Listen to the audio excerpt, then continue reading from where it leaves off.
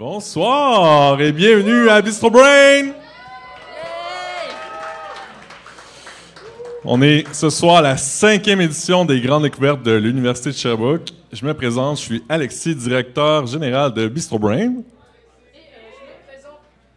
Et je me présente également, Julie Douchin, vice-directrice de Bistro Brain, avec Alexis depuis de nombreuses années maintenant. Donc, oui, félicitations. Ce soir, un concept spécial, on sort la science qui se démarque à l'Université de Sherbrooke de ses murs. C'est déjà la 5e édition et on fait une collaboration directe avec le vice-rectorat à la recherche. Donc un petit rappel d'abord peut-être pour des novices de nos soirées Bistro Brain. Bistro Brain, c'est un OBNL, organisation à but non lucratif, fondée en 2017. Et oui, 2017, dont la mission est de diffuser la science à travers un plaisir exceptionnel que vous allez avoir ce soir. En tout cas, je vous le souhaite, c'est tout le temps comme ça d'habitude. Et on fait ça avec des événements de vulgarisation scientifique. On en a dans plusieurs villes au Québec. Vous avez la chance d'être dans le premier lieu où on a fait nos événements de vulgarisation à Sherbrooke. Wouh! Mais quel public exceptionnel. On a également des événements à Montréal et à Québec. Si vous êtes intéressés, n'hésitez pas à vous joindre ou à aller regarder nos événements en rediffusion puisqu'ils sont tous disponibles sur notre chaîne YouTube. Aujourd'hui, c'est une soirée un peu spéciale et je repasse le mic à Alexis.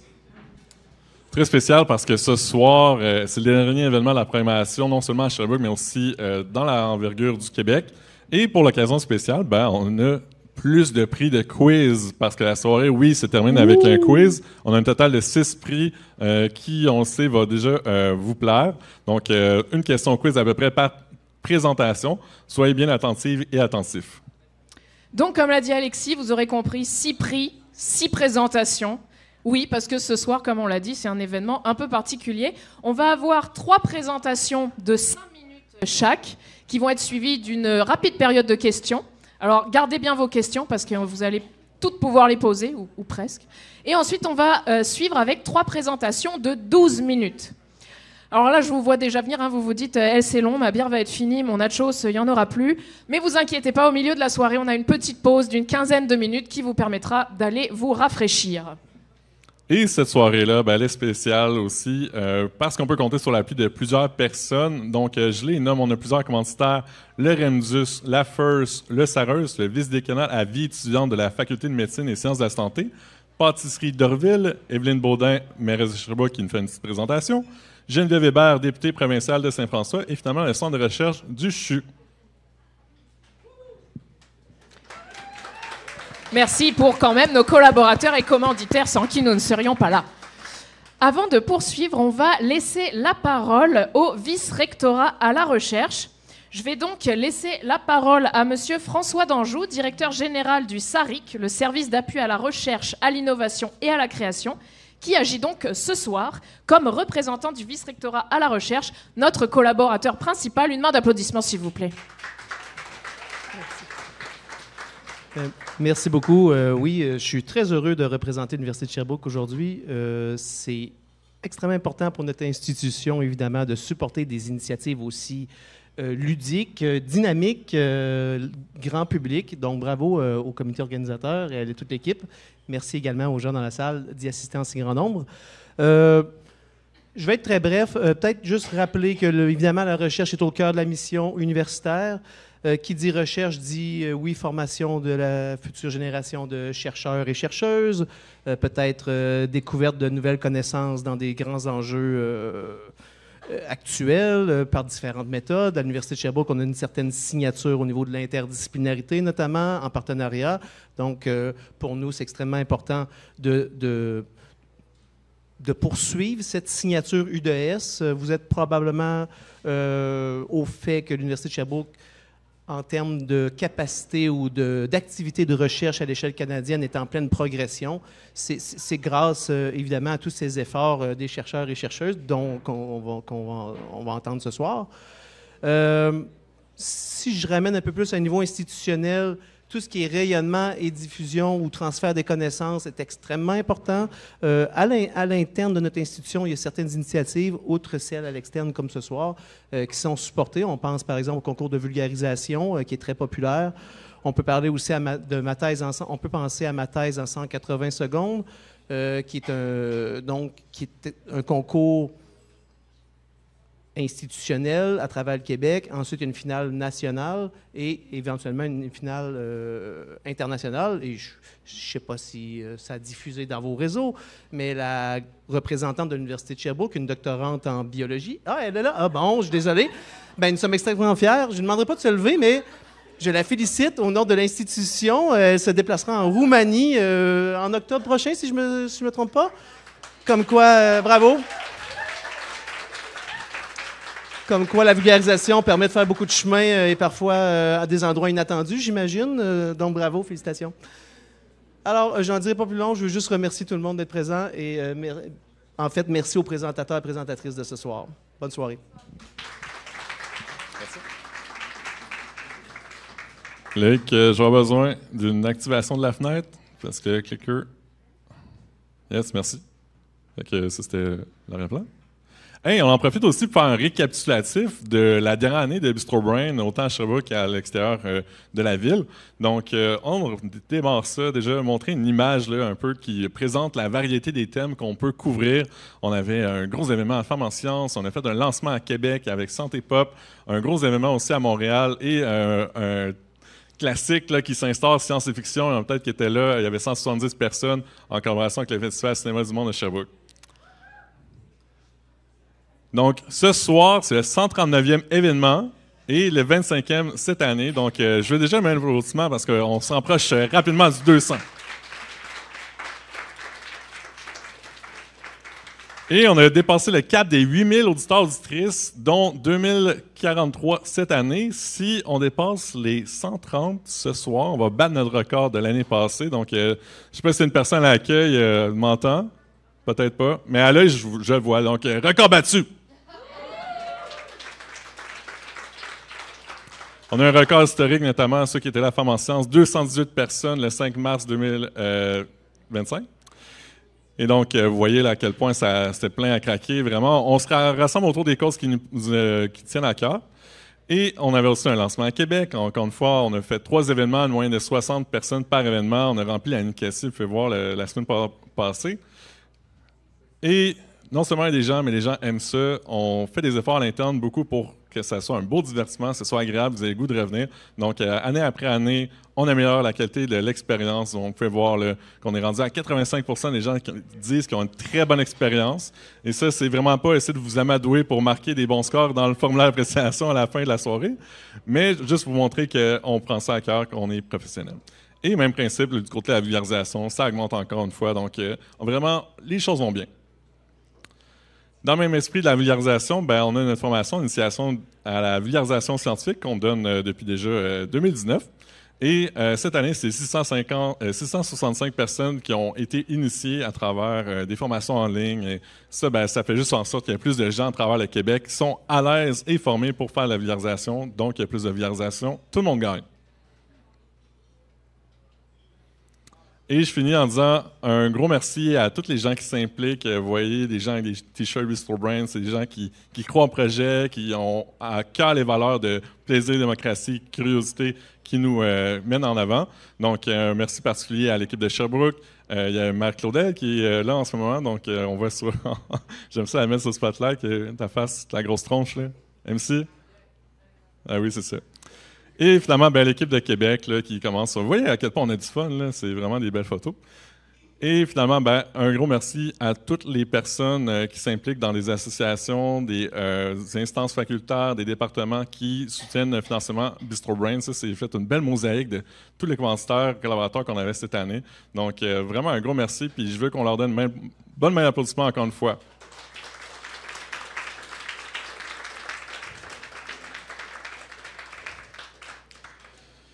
Donc, c'est tout pour moi. Je voudrais revenir sur scène bientôt, mais pour l'instant, je vous souhaite un très bon Bistro Brain. Merci d'avoir été là cette année et on fait vraiment un clou du spectacle ce soir pour clore tout ça. Je laisse la parole à Julie.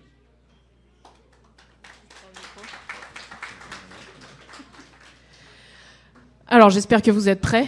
On va commencer notre soirée avec la première présentation, qui est de quelqu'un que vous connaissez peut-être. Je vais vous faire un petit récap. Elle détient une maîtrise en économie de l'UDES, ainsi qu'un bac en économie de l'Université Laval. Elle a enseigné l'économie et la politique aux études supérieures et s'est ensuite elle-même impliquée en, vous l'aurez deviné, politique. En 2017, elle devient conseillère de la ville de Sherbrooke et 2021, la première femme mairesse de la ville de Sherbrooke. C'est aussi une habituée de nos événements puisqu'elle a présenté en février 2023 lors de notre événement Économie et Société.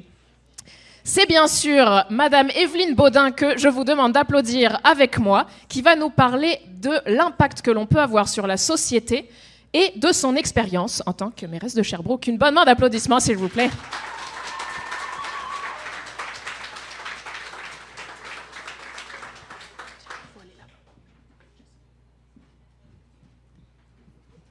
Faut que je sois ici. Ah, d'accord. Alors, je le trouve un peu haut. Ça doit se baisser, ça. Ah ouais, génial. OK. Bien, bonsoir tout le monde. Très heureuse d'être parmi vous.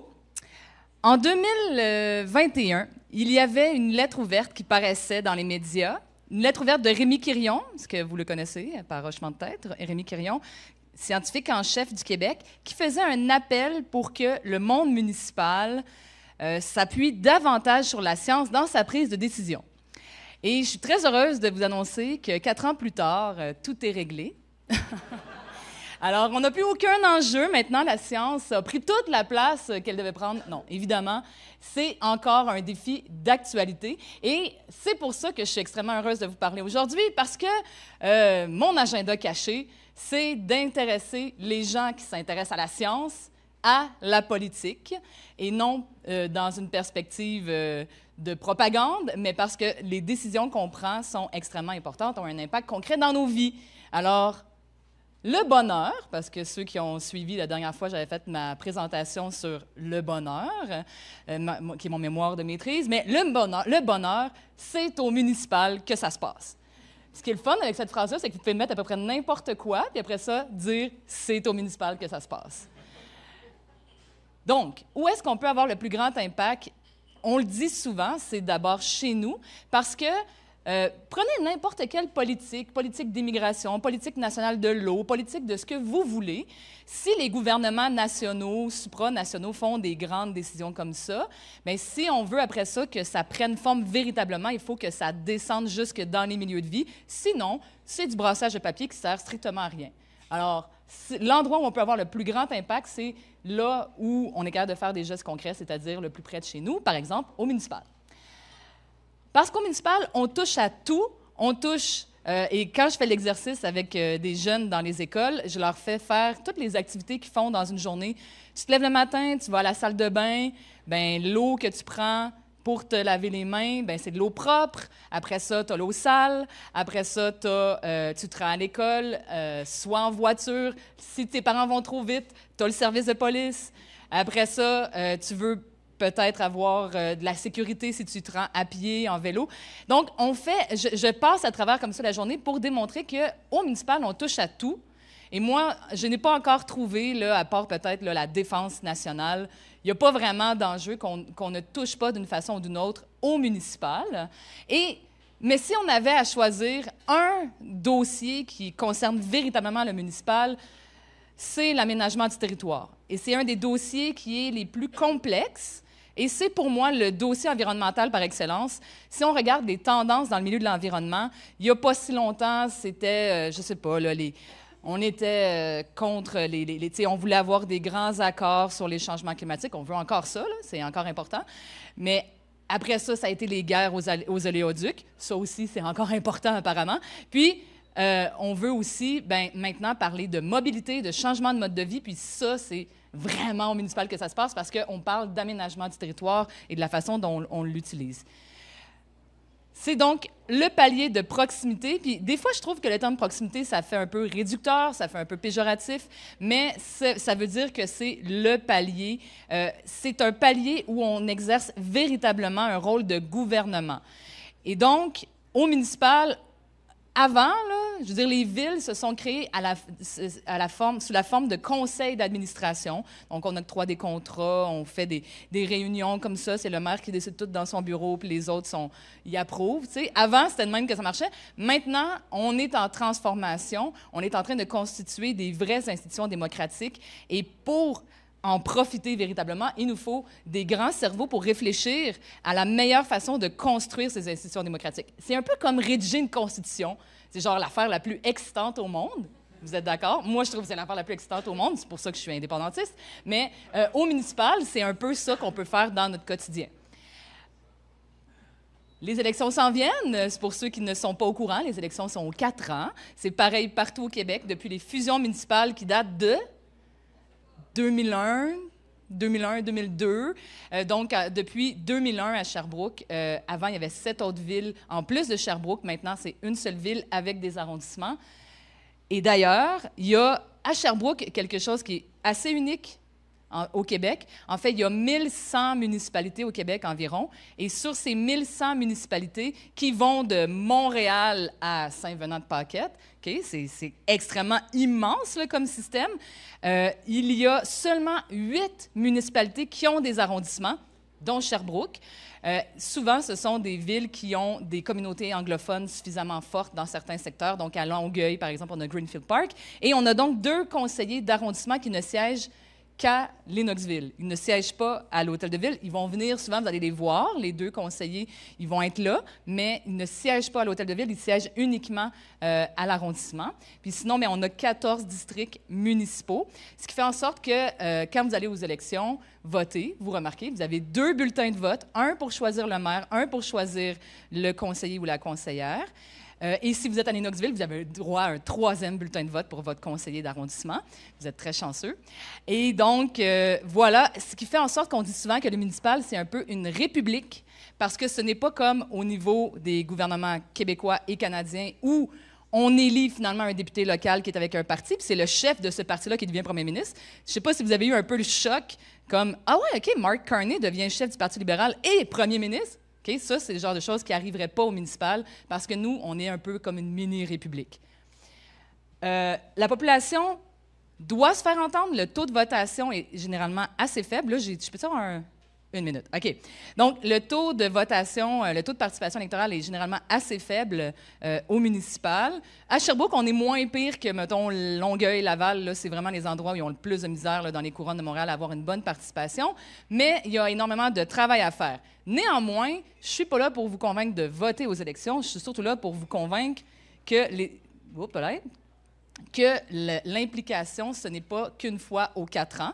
D'ailleurs, si jamais il y a des gens qui ne sont pas citoyens canadiens dans la salle, je vous le mentionne, la plupart des partis politiques, puis je ne parle pas uniquement du parti politique auquel je suis affiliée, acceptent des militants qui ne sont pas citoyens canadiens. Donc, il y a plein de façons de s'impliquer en politique autrement qu'en allant voter aux élections. Ça peut être de se présenter aux élections quand on a 18 ans, citoyen canadien résident de Sherbrooke. Mais sinon, ça peut être de donner du temps de toutes sortes de façons. Et toutes les villes sont aussi le palier ultime de la participation citoyenne. Il y a beaucoup moins de participation citoyenne, là, justement, pour décider comment on va gérer la défense nationale, là. Mais pour gérer, OK, qu'est-ce qu'on fait pour l'amélioration d'un parc? Bien là, généralement, il y a beaucoup de participation, pas seulement à Sherbrooke, mais dans le monde municipal. Alors voilà, je vous invite à vous engager parce que le monde politique, notamment le monde municipal, mais pas uniquement le monde politique, a besoin de cerveau, a besoin de gens qui ont un attachement profond à la science. Merci beaucoup.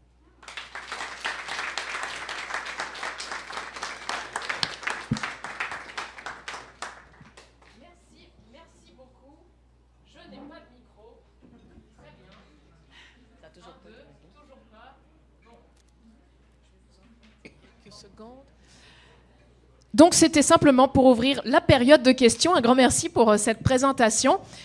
À main levée, a-t-on des questions dans la salle?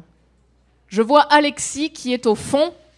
C'est à toi. Moi, je suis juste là pour désigner l'endroit parfait pour prendre les questions. Mais je peux lancer le bal. Evelyne, première question. Est-ce que tu as eu du plaisir? C'est drôle, c'est une question que je me suis posée souvent. J'ai eu beaucoup de plaisir comme conseillère municipale. Comme mairesse, là, je vous ai expliqué toute la différence entre république puis, bon, une espèce de monarchie constitutionnelle. Je n'ai pas tout été dans le détail, là, mais ça fait en sorte que gouverner minoritaire au municipal, c'est vraiment ingérable. En fait, ça n'a pas été conçu, nos institutions démocratiques n'ont pas été conçues pour ça. Fait que ça a été quand même vraiment tough à cause de cet élément-là, comme mairesse. J'ai eu plusieurs moments de plaisir, mais j'ai eu quand même beaucoup de moments de découragement, justement par le fait que parfois, ben, observer que la science perd, tu sais, quand tu es là, quand tu es si proche, là, ça fait mal quand même. Fait que voilà. J'aurais aimé ça être plus positive, mais... Vous m'avez demandé d'être honnête. Ben oui, je laisse la parole aux autres. On aurait le temps pour une autre question dans la salle. Si quelqu'un... Je vois quelqu'un qui s'approche du micro, je t'en prie. Bonjour. De manière assez concrète, ce serait quoi les différentes façons de s'impliquer lorsqu'on est un résident de la ville de Sherbrooke et qu'on veut s'impliquer au municipal? Bon, vous pouvez d'abord savoir si vous voulez vous impliquer dans un parti politique. Au municipal, il y a 2 partis politiques actuellement. Vous pouvez vous impliquer aussi auprès d'un candidat à l'élection, alors qu'il soit impliqué dans un parti politique ou pas. Après ça, sur le site Internet de la ville de Sherbrooke, souvent, il y a des affichages de postes, que ce soit dans les comités consultatifs d'urbanisme. Ça, c'est vraiment trippant. Vous pouvez en parler au monsieur Barbu à côté de vous. Donc, les comités consultatifs d'urbanisme, il y en a dans chaque arrondissement, il y en a un au central. Il y a aussi les commissions, les commissions permanentes, donc il y en a sur différentes thématiques. Moi, je vous dirais, si vous êtes nouveau, là, je peux vous donner... L'idée, là, c'est d'abord aller assister à une séance du conseil municipal. Moi, je pense que c'est... Ou l'écouter en ligne, mais là, ça demande quand même une bonne dose de motivation. Fait que tu sais, aller assister à une séance du conseil municipal, vous pouvez quitter après la période des questions, là. Ce qui est le fun, c'est la période des questions. Fait que ça vous donne une bonne idée, puis vous allez remarquer que vous êtes des experts sans le savoir. Puis ça, il y a juste, je trouve, au monde municipal où est-ce qu'on a ce sentiment-là. Parce que quand ils vont parler du milieu de vie, vous allez vous reconnaître, vous allez reconnaître des endroits, des sujets. Fait que, séance du conseil municipal, c'est le 1er et le 3e mardi du mois habituellement, mais vous pouvez consulter le site de la ville de Sherbrooke pour avoir le calendrier détaillé. Merci beaucoup.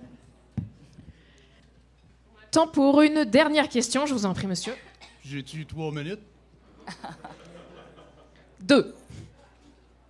Evelyne, ta plus grande réalisation en 3 ans et demi? OK, c'est une question courte. Ben, pour moi, c'est vraiment le changement de culture, donc de redonner la ville aux élus et à la population de Sherbrooke. Je disais que le monde municipal, ça a d'abord été créé sous la forme de conseils d'administration. Bien, dans la plupart des conseils d'administration, j'imagine qu'il y en a ici qui siègent sur des conseils d'administration, c'est vraiment les employés qui viennent au conseil d'administration, qui présentent les choses et qui prennent des grandes décisions, qui font tout, puis qui se font approuver après ça par les gens du conseil d'administration. On a amené de la politique à Sherbrooke. Moi, avant d'être élue, c'était extrêmement rare, même juste des votes contre. Les gens adoptaient les procès-verbaux sans les regarder. J'avais jamais vu aucune intervention qui était relative à un procès-verbal. Il y avait donc beaucoup de choses qui se passaient qui étaient vraiment sur le pilote automatique. À la manière d'un conseil d'administration, on a amené de la politique et de la démocratie, puis on a redonné finalement le pouvoir aux élus, aux représentants de la population. Pour moi, ça, c'est possiblement, aujourd'hui, je vous dirais que c'est ça, pas mal notre plus grande réalisation. C'est un peu intangible, mais c'est ça. J'aurais dit les finances, mais... Ah, aussi, oui. Un grand merci, Evelyne, pour cette présentation. Une bonne main d'applaudissements, s'il vous plaît. Et je vous laisse avec votre second hôte de la soirée, parce que vous avez de la chance, vous en avez 2. Premier hôte. Oh. Bref. Bon, c'est ça, portez ça, je vais prendre celui-là. OK.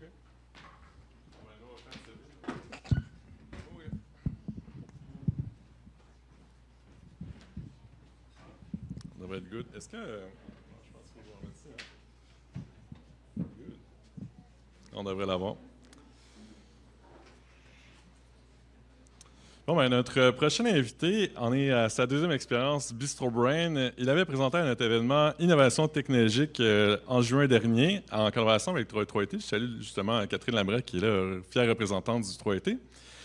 Et en plus d'être étudiant au doctorat en génie mécanique, il est aussi organisateur de gros sets DJ dans le coin de Rimouski. Donc, son nom, c'est Philippe Métaux. Il est étudiant. Il va faire une présentation, un anneau pour les refroidir tous, et on espère qu'elle saura vous enflammer.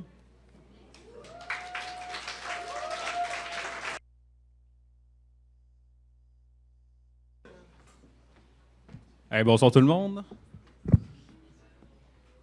Ça, c'est bon. Enchanté, Philippe Méthode, étudiant au doctorat en génie mécanique dans le groupe d'innovation Créatech au 3IT. Ça me fait vraiment plaisir d'être avec vous ce soir. Puis un gros merci à la mairesse pour sa présentation. Tellement d'accord, plus de sciences en politique. Peut-être dans les prochaines années, vous allez me voir, on ne sait pas.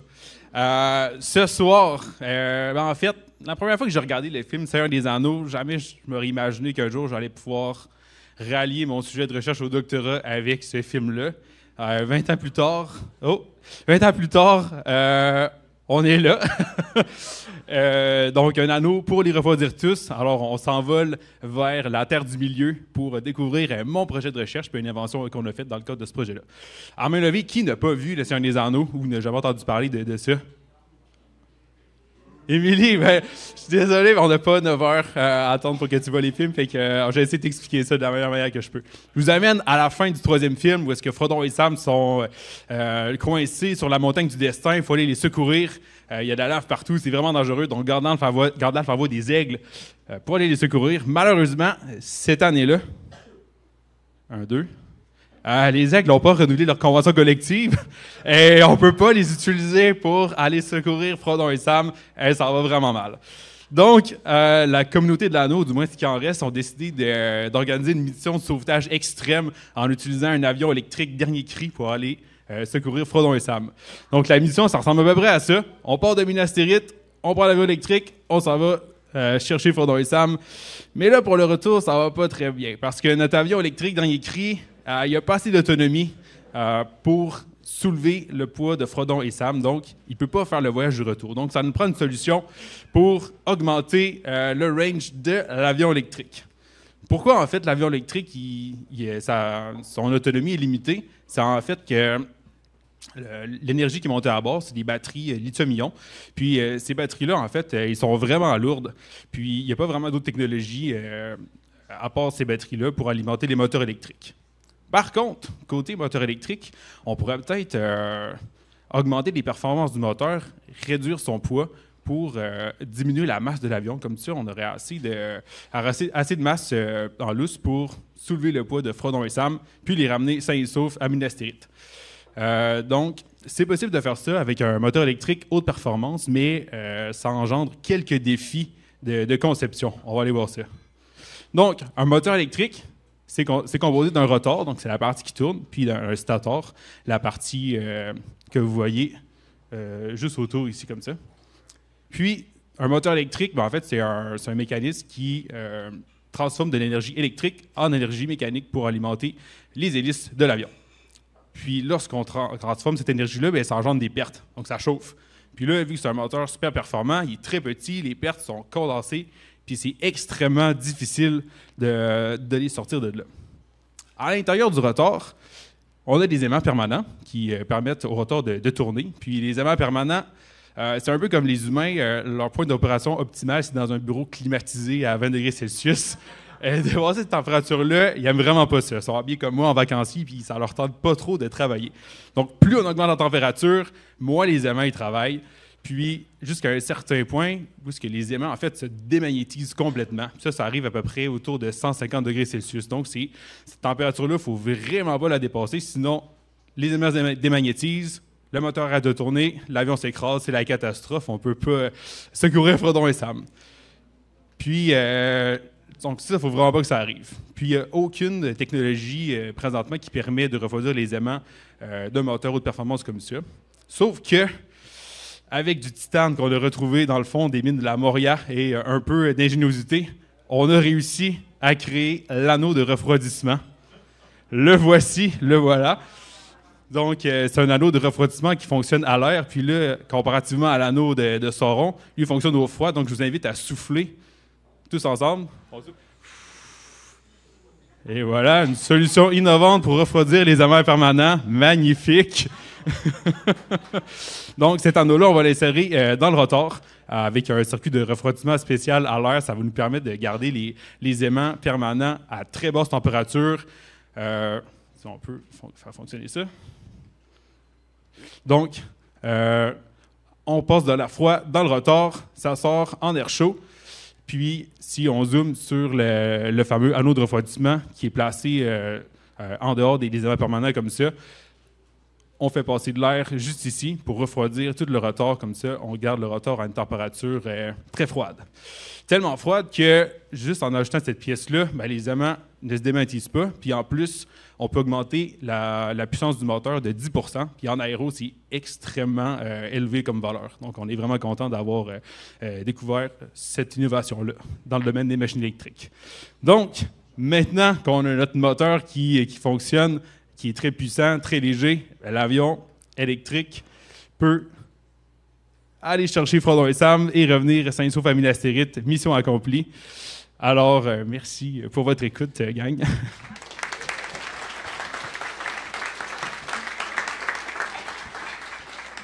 Est-ce que vous avez des questions?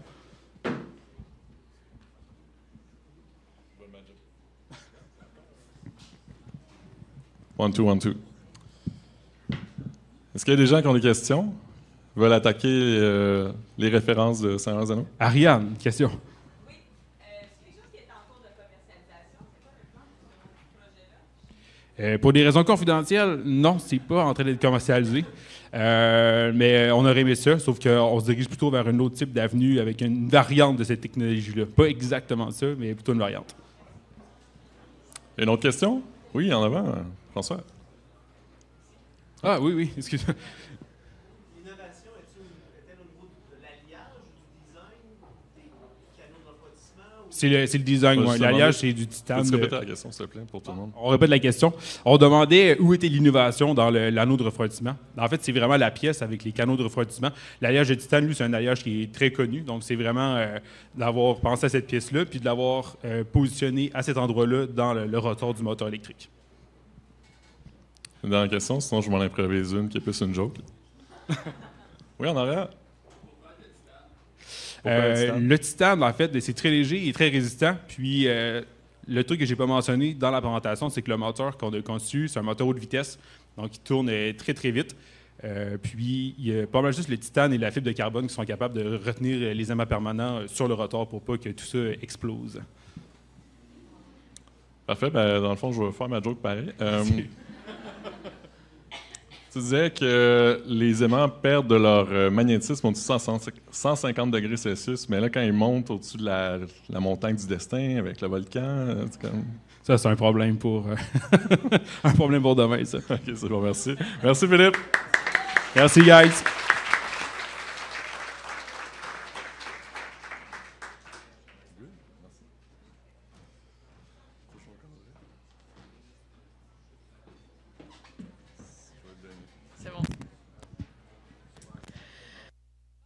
On est déjà rendu à notre troisième présentation. Avouez que vous ne voyez pas le temps passer, là. Ah, je savais. Pour notre troisième présentation, on va changer encore de sujet. On va monter sur scène par la droite. C'est très cavalier pour quelqu'un qui, de ses propres mots, possède trop de plantes, n'est-ce pas? Donc, on accueille Alexis Perrault, qui est gagnant du défi de vulgarisation du concours Sciences Pop 2024. Avec la deuxième place et le prix du public. Oui, s'il vous plaît, applaudissez-le, applaudissez-le. Et aujourd'hui, Alexis va nous parler de craquer des œufs et comment est-ce qu'on peut lier ça au cancer. Je lui laisse la parole. Ça fonctionne-tu? Oui, maintenant, oui. Bien, exactement, comment ça, est-ce que craquer des œufs, ça pourrait être une recette gagnante contre le cancer? Bien là, sans plus attendre, comme toute bonne recette dans la vie, on a besoin d'ingrédients puis d'outils pour réaliser la recette. Là, aujourd'hui, c'est pas une recette Ricardo que je vous propose, c'est une recette apéro pour Alexis Perrault. Quand même fort, quand même fort. Donc, aujourd'hui, on a besoin, premièrement, d'une tumeur qui va un peu se comparer à un œuf, si on retourne à la version Ricardo, de fibrose associée à la tumeur, qui est un peu comme la coquille va entourer l'œuf. Là, la fibrose va entourer la tumeur et agir comme une barrière. Ensuite, on a besoin de médicaments antifibrotiques dans le but d'enlever la fibrose, un peu comme des mains. Si vous êtes bon pour craquer des œufs, c'est pas tout le monde qui a ce skill-là. Bien là, vous pouvez enlever la coquille puis libérer l'œuf. Puis finalement, une thérapie antitumorale qui va venir détruire la tumeur, un peu comme un fouet qui viendrait fouetter l'œuf pour faire notre omelette. Donc là, un petit lexique et astuce avant de débuter la recette. C'est tout le temps le fun d'avoir des trucs. Je vous parle de fibrose puis d'antifibrotique, mais c'est pas tout le monde qui sait c'est quoi. Donc premièrement, c'est quoi la fibrose?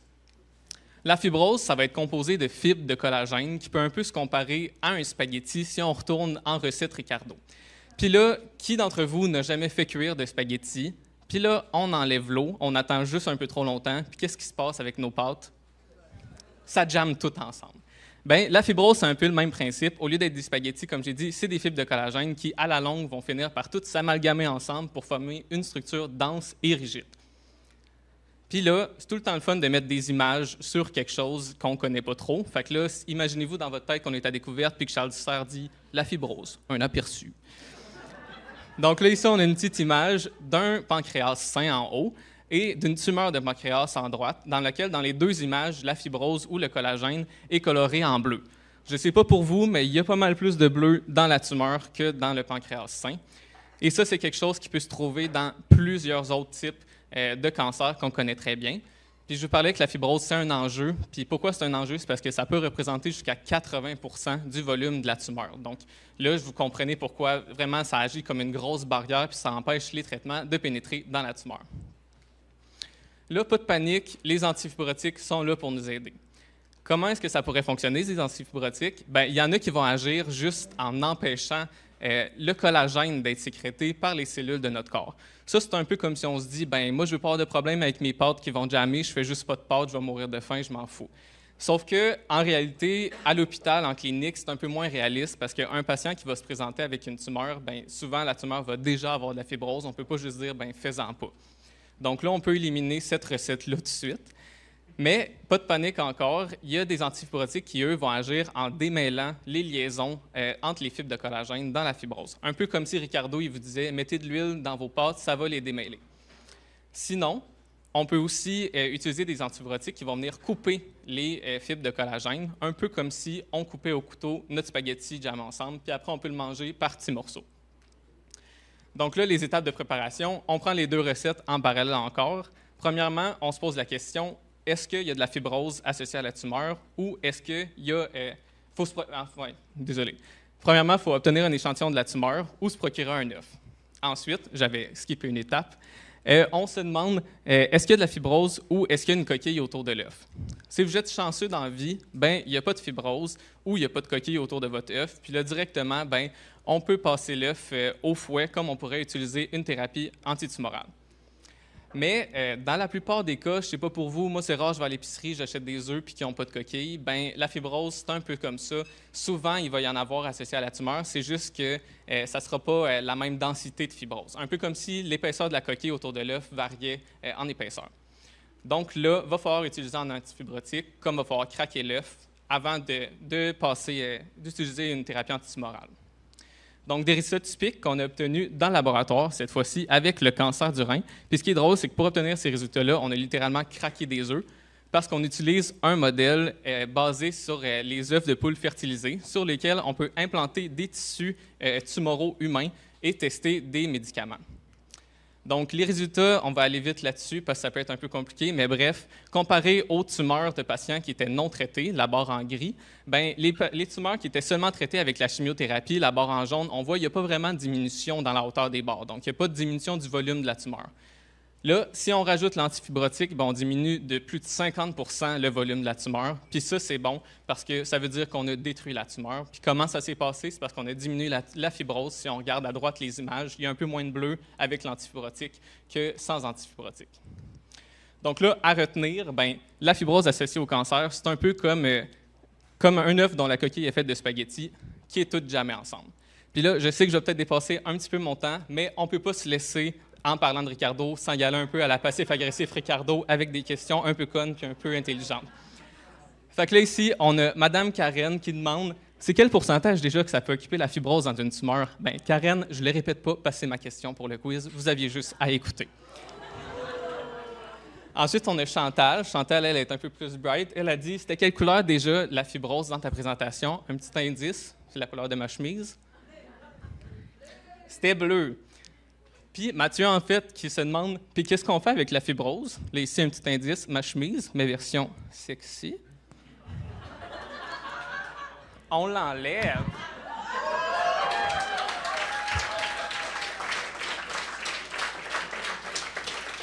Donc là, on a Sonia qui nous fait un petit résumé. Fait que si je comprends bien, une fois la fibrose est enlevée, les traitements devraient être plus efficaces pour détruire la tumeur.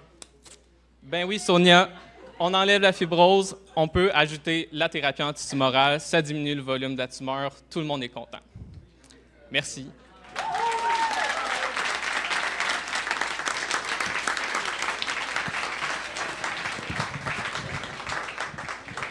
Merci beaucoup, Alexis, pour cette très belle présentation. J'adore les blagues, le t-shirt, la chemise, tout ça, malade. Est-ce qu'on aurait des questions dans la salle pour Alexis? Je vois quelqu'un au micro, je t'en prie. Salut Alexis, merci pour ta présentation. Qu'est-ce qui se passe si une personne a dans ses organes de la fibrose, mais sans tumeur? Est-ce qu'un antitumoral pourrait... est-ce qu'un antifibrotique pourrait aider à détruire la fibrose et peut-être aider à cet organe-là de refonctionner? Je sais que c'est pas un foie, là, mais... Oui, non, mais c'est une excellente question parce qu'à la fin, c'est un peu la base de ce projet-là qu'on a lié au cancer. Ma maîtrise, c'était sur la fibrose pulmonaire, donc il y a zéro rapport avec le cancer. Là, c'est vraiment par rapport aux poumons. Puis oui, les médicaments antifibrotiques que je teste dans mon doctorat, c'est par rapport à des médicaments qui sont approuvés et utilisés dans des patients qui n'ont pas de tumeur, mais par exemple la fibrose pulmonaire. Donc, oui, il y a plusieurs. Il y a la fibrose du foie aussi qui existe. Donc, il y a plusieurs organes qui font de la fibrose. Il y a déjà des médicaments utilisés. Puis le but, c'est un peu de prendre ces médicaments-là qui sont déjà acceptés chez les humains, puis de les remettre dans le cancer pour que ça aille encore plus vite en phase clinique aussi. Excellent. Je te remercie beaucoup. Vous avez le droit d'applaudir, hein, surtout. Lâchez-vous l'os, là. Voilà! Je vois quelqu'un au micro encore au fond, je t'en prie. Moi, il y a quelques années, j'ai eu reçu un traitement pour un cancer. Puis au tout début, j'ai reçu des stéroïdes puis qui ont fait extrêmement rapidement de baisser le volume de ma tumeur. Est-ce que c'était justement pour la fibrose? Pourquoi des stéroïdes en particulier? Oui, bien, je veux pas m'avancer nécessairement sur c'est quoi exactement qui s'est passé, mais ce qui est drôle, c'est qu'il y a certains traitements antifibrotiques qui peuvent aussi agir directement sur la tumeur. Fait que souvent, on utilise des médicaments antifibrotiques qui peuvent avoir un genre de dual effect, fait qu'ils peuvent marcher aussi sur la tumeur puis aussi sur la fibrose. Puis c'est peut-être un peu quelque chose comme ça que tu as eu puis qui a fait en sorte que non seulement ça a diminué le volume de la tumeur, puis là, ça fait qu'il peut y avoir des chirurgies puis ça peut engendrer beaucoup de bienfaits, mais ça peut aussi avoir atteint la fibrose, effectivement. Oui, question ici.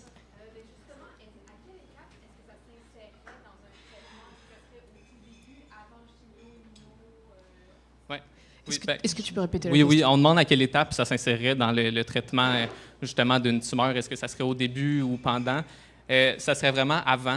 Donc, nous, les résultats que j'ai présentés, là, c'est ça, je ne voulais pas m'éterniser là-dessus sur la partie plus scientifique, mais nous, c'est vraiment un pré-traitement dans notre modèle qu'une fois que la fibrose est enlevée, bien là, on peut aller administrer la thérapie antitumorale, puis c'est censé être efficace. Mais étant donné que c'est une barrière, on ne peut pas donner tout en même temps, ça ne sera pas efficace, il faudrait l'enlever en premier. Merci beaucoup, Alexis, pour cette super présentation. Une bonne main d'applaudissements, s'il vous plaît.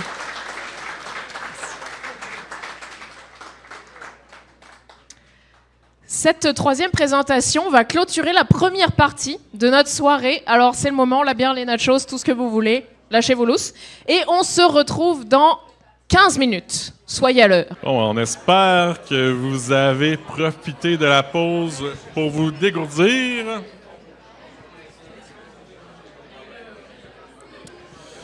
Avant de recommencer, on aimerait faire une mention spéciale à 2 personnes qui ont contribué considérablement à Bistro Brain au cours des dernières années et qui malheureusement quitteront le comité l'an prochain.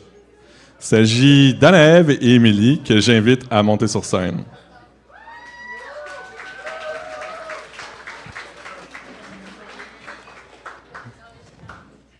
Je vais mettre ici, là.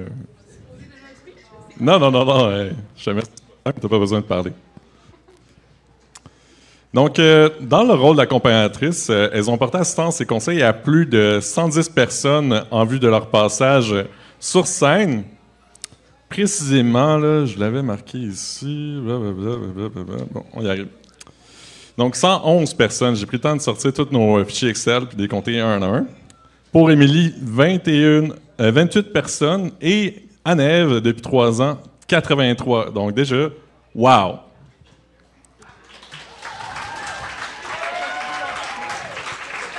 Maintenant, on parle particulièrement d'Anne-Ève qui s'implique depuis exactement le 25 octobre 2022. Ça, c'est un PV qui a été approuvé en conseil.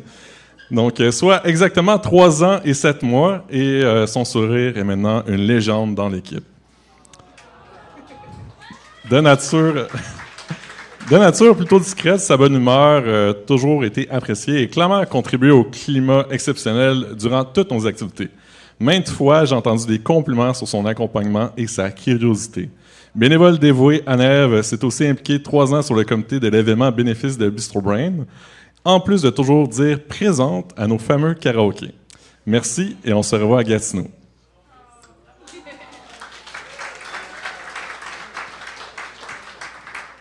Émilie a, quant à elle, débuté son parcours comme auditrice dévouée l'an dernier, il y a déjà 2 ans, oui.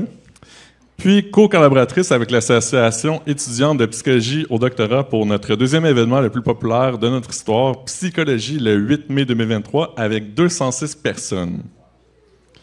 Depuis plus d'1 an, elle a toujours été sensible au style de nos vulgarisateurs et vulgarisatrices en devenir et elle a contribué aux réflexions qui se poursuivent sur nos manières de faire et d'accompagner les gens. Cette année, elle était de plus la coureuse à battre dans notre club de course, les Bistro Runners. Merci pour tout. On espère te revoir très bientôt à nos événements.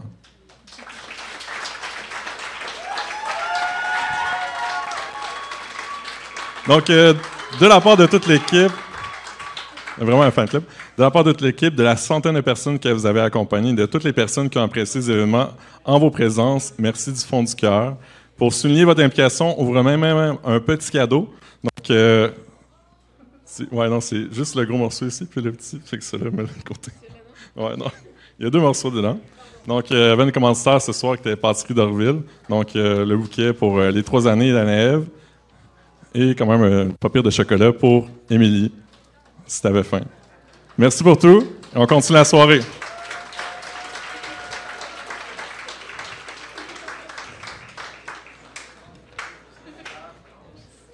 Ça fait plaisir, ça fait plaisir. All right. J'ai rencontré notre prochain présentateur. Ah, je vais juste attendre qu'Émilie retourne à sa job, là.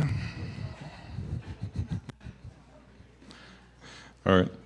Bon, fait que je pèse là-dessus. Oh, OK. On va attendre un peu quand même. Donc, j'ai rencontré notre prochain présentateur dans un cours de communication. Étrangement, c'est moi qui parle aux étudiants. Donc, c'est donc à mon tour de l'inviter à vous parler. Il s'agit d'Emmanuel Choquette, professeur au département de communication de l'Université de Sherbrooke et spécialiste en communication politique. Aujourd'hui, il nous indique comment, en politique, l'humour, c'est du sérieux. Bonne présentation.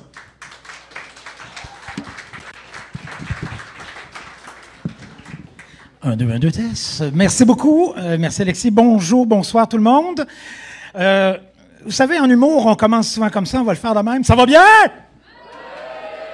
J'ai rien entendu. Ça va bien? OK, là, on commence.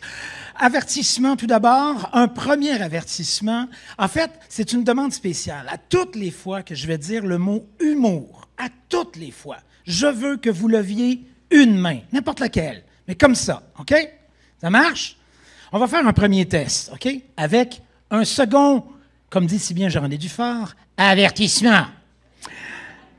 Humour, oh yeah, n'égale pas rire, d'accord? C'est pas systématique. D'une part, si c'était tout le temps, si c'était systématique qu'humour égalait rire, à toutes les fois, ma joke fonctionnerait. Or, ce n'est pas le cas. Si, des fois, je me plante, est-ce que ça veut dire que c'était pas de l'humour? Pas nécessairement. Ça peut être, des fois, autre chose, mais des fois, ça peut être un discours humoristique. C'est tout à fait possible. Passez proche. Passez proche. Mais il y a d'autres raisons aussi. Il y en a une autre en particulier, c'est que parfois l'humour, merci, sert à faire réfléchir. Il sert à faire même participer. Pensons par exemple au Québec. Un groupe d'humoristes ont été super populaires, qui a mis fin récemment à sa carrière, les apartistes. Une des raisons pour lesquelles ils faisaient du stand-up et des spectacles d'humour, c'était bien sûr parce qu'ils militaient notamment pour l'indépendance du Québec, mais aussi pour une justice sociale, etc. Alors, il faisait, oui, bien sûr, de l'humour, mais au-delà de ça, il militait. Donc, humour n'égale pas rire. Maintenant, la question à beaucoup de dollars, il est de savoir, c'est la question de savoir, est-ce qu'il existe un pouvoir de l'humour? Ça, c'est une question à laquelle on va tenter de répondre dans les prochaines secondes. Premièrement, quand on parle de politique, on parle évidemment de pouvoir. Et si, par exemple, on cite DeLwitt dans ce cas-là, avec un pouvoir interactionniste, ou d'autres qui vont penser à une espèce de pouvoir attribué, ça serait donc que d'une certaine façon, le pouvoir est une interaction. On accorde du pouvoir à des personnes, on leur donne l'opportunité de faire des choses en notre nom, de décider pour nous, etc. Donc, il y a une interaction dans le pouvoir. Puis en même temps, il y a une attribution. C'est donc dire, si quelqu'un a un pouvoir, je lui attribue ce pouvoir. Et peut-être que d'une certaine façon, collectivement, on peut l'enlever, ce pouvoir-là. Peut-être quand il va trop loin. Pensons par exemple quelque part aux États-Unis, là, en ce moment-là. Hein? Il y a des tensions. Donc, est-ce qu'il y a des fois des brisures, des cassures? On le voit, le pouvoir politique, à quel point, des fois, oui, c'est sérieux, mais comment est-ce que l'attribution se joue? Et tranquillement, on peut dire qu'en termes d'humour, il y a un pouvoir interactionniste. Oui, parce que vous attribuez, d'une certaine façon, l'opportunité à quelqu'un de rire de vous, de rire de moi, de rire de nous, mais en quelque part, il faut que ma blague soit efficace pour que, bien sûr, ce pouvoir attribué soit efficace et déclenche potentiellement le rire. Mais aussi, c'est ce qu'on appelle le contrat humoristique. Oui, Patrick Charaudot, brillant chercheur, a pensé à ça, mais Emmanuel Choquette aussi a pensé à ça dans une de ses nombreuses extraordinaires études où il a pensé justement à cette question de contrat humoristique. Jusqu'où aller trop loin? Dit d'une certaine façon Patrick Charaudot. Et c'est là où il y a un lien très, très clairement politique avec ce personnage qu'on a vu au début. Qui est-il? Le fou du roi, absolument. Et c'est pas juste un personnage de Tout le monde en parle, c'est une personne, bien sûr, issue notamment du Moyen Âge, qui a continué pendant plusieurs années. Mais cette personne-là a un pouvoir politique d'une certaine façon, parce que c'est la seule personne qui, à travers l'humour, avait le droit de critiquer le pouvoir, avait le droit de non seulement critiquer le pouvoir, avait le droit de se moquer du roi, avait le droit de se moquer du pouvoir, mais évidemment, il fallait que le contrat soit entendu et que ce soit efficace. Parce qu'une blague un petit peu trop salée pouvait lui coûter un peu un membre, à la limite. Donc, vous comprenez que le contrat, il faut le maintenir en vie et c'est extrêmement délicat. Ça nous amène à l'humour, son lien clairement politique et au vivre ensemble. C'est-à-dire jusqu'à quel point est-ce que l'humour nous permet, vous êtes bon et bonne, c'est incroyable, jusqu'à quel point est-ce qu'il nous permet de garder ce lien, ce contrat social, un autre lien très clairement politique avec Jean-Jacques Rousseau. Donc, jusqu'à quel point est-ce que ce contrat social, il peut être alimenté par l'humour? Parce que l'humour, comme dit Robert Aird, c'est le miroir de la société. Ça veut dire que l'humour nous permet de parler de nous. Le discours humoristique nous permet de voir, de reconnaître le monde qui nous entoure et peut-être aussi de créer une espèce de rapport majoritaire, minoritaire, de qui on va rire, de qui on va pas rire, de qui on a le droit de rire. Ça change bien sûr avec le temps. Et c'est un peu ce qu'illustre dans ce merveilleux tableau John C. Mayer qui dit que d'un côté, l'humour peut unir, c'est-à-dire que l'humour peut faire en sorte que l'on va se retrouver Oui, lâchez pas, hein, vous allez avoir fait d'exercice, c'est super. Donc, le discours humoristique peut nous unir parce qu'on va s'identifier. On va se dire à travers une blague, « Ah, je me reconnais là-dedans. Je sais ça, j'ai tellement vu ça plein de fois, tout à fait. Rien de mieux qu'une bonne joke pour nous rejoindre, etc. » Absolument. Mais d'un autre côté, il est possible que l'humour divise. Il est possible qu'il alimente des tensions, des préjugés, qui stéréotypisent aussi. C'est possible, et de façon négative. Donc, avoir des repères, mais qui parfois font en sorte que, OK, cette blague-là, plus en 2025. D'accord? Ça, c'est aussi probablement une perspective profondément politique et qui divise. Et ce qui est intéressant, c'est que les deux sont possibles en même temps. D'accord? Et on peut se poser la question, par exemple, au Québec, quand on rit, de qui on rit? Alors moi, j'ai fait ça, exemple, avec... C'était un échantillon de 76 vidéos qui parlaient de diversité culturelle et religieuse entre 2006 et 2018, où l'objet principal de ce numéro d'humour était de traiter de la question, oui, il ne faut pas lâcher, de la question de la diversité culturelle et religieuse. Et de qui on riait? Essentiellement la communauté musulmane qui était la cible des principales cibles. Et si j'avais ajouté le mot arabe, là, j'aurais été stratosphérique, vous comprenez? Et la plupart, pas la plupart, mais une bonne partie des gens qui faisaient des blagues là-dessus étaient issus de la communauté. Donc, pour certaines personnes, on va dire que c'est de l'autodérision. On peut aussi se poser la question, oui, mais quand même, est-ce que ça alimente un stéréotype négatif? Peut-être. La réponse n'est pas si claire que ça. Et d'une certaine façon, la fameuse question que je disais tout à l'heure, jusqu'où aller trop loin, quand par exemple on va se moquer de certaines personnes, de certaines communautés, de certaines caractéristiques, c'est pas l'idée de se censurer d'une certaine façon, mais c'est l'idée de savoir qu'il y a là-dedans, dans l'humour, toujours un ratio, un équilibre qui fait en sorte que le contrat humoristique va survivre, on pourrait dire, passer le test. Et là, on a celui notamment, puis il y a plusieurs théories de l'humour. Mais on va dire, pour qu'une bonne blague fonctionne, pour que le contrat puisse fonctionner, on devrait se retrouver dans cette zone-là, qui est la violation bénigne. Donc, c'est ce qu'on appelle la théorie de la violation bénigne. Donc, je fais une blague, mais si la blague, il n'y a absolument pas grand-chose là-dedans, il n'y a rien de choquant ni de surprenant, je suis strictement dans le bénin. Mais si parfois je vais trop loin et que je brise un peu le contrat, là, je suis dans la violation. L'objectif, évidemment, on comprendra que ça joue en fonction des contextes, des situations. Il y a un paquet d'éléments, de facteurs qui peuvent faire en sorte qu'on va essayer de garder cet équilibre-là. Et je peux vous dire que l'objectif de bien des humoristes, c'est de garder cet équilibre. Alors, on revient à la fameuse question. L'humour. L'humour. L'humour a-t-il du pouvoir? Je vous laisse répondre à la question. Je vous remercie.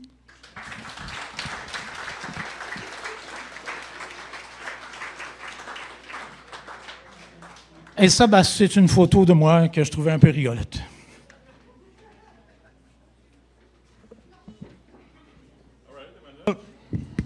Merci. Ça fait étirer mes coutures de veston. Est-ce qu'on a des questions pour Emmanuel? Oui, Pierre. Monsieur. Oui. J'aimerais ça vous avoir comme prof. Merci. Est-ce que le fait qu'on a beaucoup de régimes ou de politiques totalitaires, et nos voisins du Sud, il n'y a pas une répression de l'humour? C'est-à-dire que le roi ne fait pas sauter les têtes trop souvent? Oui, c'est le risque, tout à fait. On le dit toujours, une des victimes premières des pouvoirs autoritaires, des pouvoirs totalitaires, c'est la liberté d'expression. Alors évidemment, lié à la liberté d'expression, il y a des blagues, celles qu'on fera ou qu'on ne fera pas. Tout à fait. Alors c'est sûr que ça, et en particulier celles qui touchent le pouvoir. Alors, évidemment, sur le plan humoristique, c'est pas rare qu'on va voir, par exemple, aux États-Unis, Saturday Night Live, on va voir les Late Show, plusieurs, donc, émissions d'infodivertissement qui vont se moquer du pouvoir. L'objectif, c'est de faire en sorte, d'une certaine façon aussi, d'alimenter des critiques, etc. Donc, il y a comme on passe par l'humour pour essayer de critiquer indirectement, puis des fois directement le pouvoir. Puis évidemment, dans le cas de Donald Trump, par exemple, pour ne pas le nommer, c'est pas le genre de numéro qu'il apprécie particulièrement. Merci. Marjorie, une question? Okay.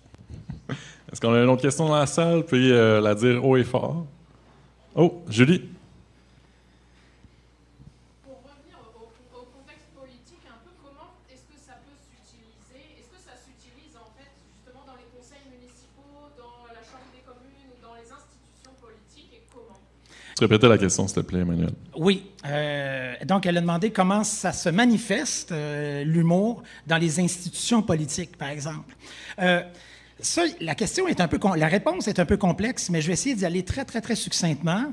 Primo, on a plusieurs exemples d'humour.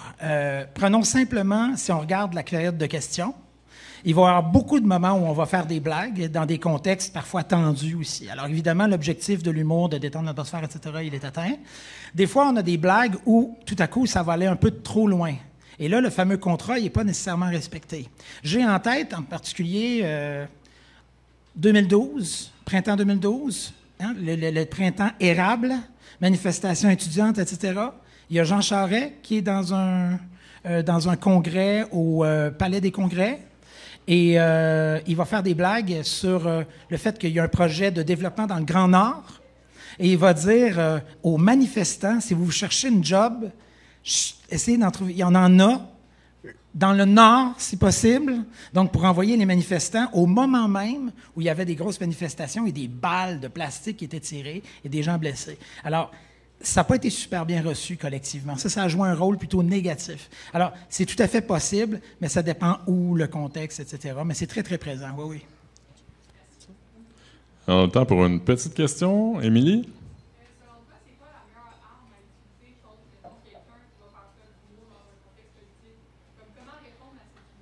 Juste répéter la question encore une fois, s'il te plaît. Comment répondre à quelqu'un qui fait un humour dans un contexte politique? En communication politique, c'est pour ça que je disais que la réponse, elle est complexe, parce qu'en communication politique, il y a plusieurs facteurs. Il y a qui livre la blague. Ça, c'est la première des choses. La deuxième des choses, c'est comment est-ce que la personne qui répond, elle est habilotée à répondre avec humour, et comment est-ce que cette personne-là qui est habilotée à répondre avec humour est capable de formuler une blague ou une réponse humoristique qui fonctionne. Je vais faire le parallèle tantôt avec le contrat attribué. Si le contrat attribué, si par exemple, on ne s'attend pas à ce que cette personne fasse des blagues dans les circonstances, on va très mal recevoir ça. Si c'est permis, si on voit que ça fonctionne, la personne qui va répondre, si elle est en mesure de le faire, pourra répondre. Mais il faut qu'elle soit consciente, cette personne-là, non seulement de est-ce que c'est le bon timing, hein, le timing is everything en humour, mais jusqu'à quel point est-ce que moi, ça fonctionne si je fais une blague. Une dernière petite... par rapport à ça, bien, on a peut-être certains politiciens ou politiciennes en tête qu'on sait que quand ils font une blague, ça fonctionne assez bien. Puis dans d'autres cas, ça ne marche pas. On dirait il a l'air coincé. Il est peut-être pas mieux de faire de blagues, du moins, peut-être mieux de garder son style plus simple. Ça dépend des individus, vraiment. Oui, il faut que oui, ça te prend un sens de la répartie. Mais ça, c'est vrai que les politiciens et les politiciennes, ils ont souvent le sens de la répartie. Ils sont bons là-dedans. Un grand merci, Emmanuel. Merci.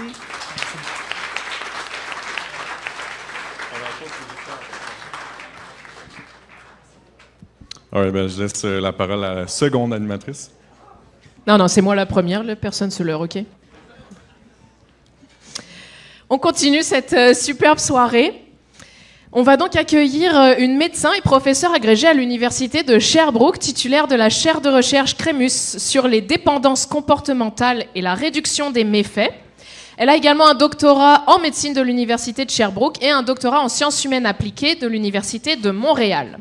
C'est bien évidemment Madame Magali Brodeur que je vous demande d'applaudir, s'il vous plaît. Bienvenue Magali. Et Magali va nous parler aujourd'hui de la dépendance aux écrans et de ses potentiels impacts sur la santé.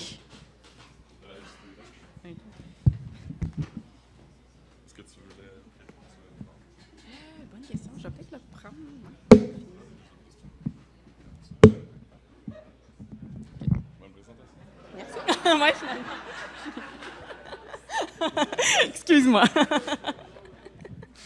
OK. Bonjour tout le monde. Donc maintenant, on va parler des écrans. Est-ce qu'on peut être accro aux écrans? C'est la question qu'on va se poser aujourd'hui. Avant de commencer, je vous invite tout le monde à réfléchir à combien de temps vous passez devant un écran chaque jour. On peut même y aller à main levée, si vous voulez. Donc, est-ce que c'est 1 heure par jour? 2 heures? 3 heures? OK. On va monter. 5 heures? 7 heures? Oh, OK. 10 heures? Oh! Est-ce qu'il y en a qui passent plus de 15 heures par jour devant un écran? Oh! OK. En fait, des fois, estimer le temps qu'on passe devant un écran peut être aussi extrêmement difficile parce qu'on utilise différents appareils et c'est pas toujours facile. Donc maintenant, je vous invite à penser au temps que vous passez devant votre téléphone intelligent. Donc, prenez le temps de réfléchir. Combien de temps vous passez devant votre téléphone intelligent chaque jour?